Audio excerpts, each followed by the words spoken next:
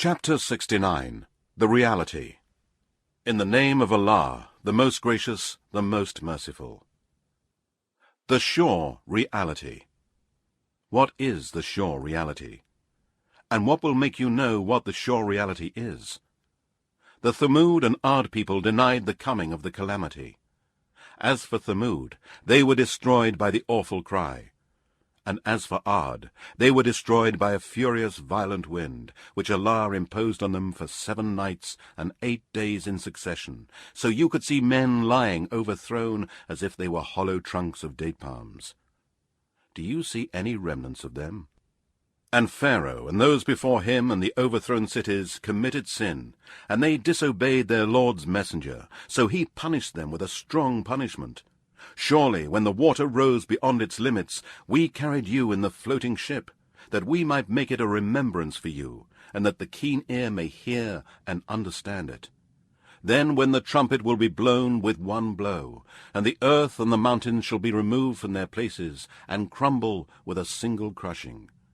Then, on that day, shall the great event befall, and the heaven will split asunder, for on that day it will be frail and torn up. And the angels will be on its sides, and 8 angels will on that day bear the throne of your Lord above them. That day you shall be brought to judgment. Not a single secret of yours will be hidden. Then, as for him who will be given his record in his right hand, he will say, Take this, read my record.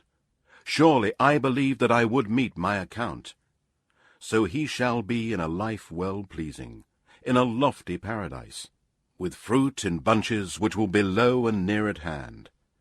Eat and drink with ease for that which you have sent before you in days past. But as for him who will be given his record in his left hand, he will say, I wish that I had not been given my record, and that I had never known of my account. I wish that it would have been my end. My wealth has not availed me. My power and arguments have failed me. It will be said, Seize him and fetter him, then throw him into the blazing fire, then fasten him with a chain of which the length is 70 cubits. Surely he did not believe in Allah, the Most Great, and did not urge the feeding of the poor, so he has no friend here this day.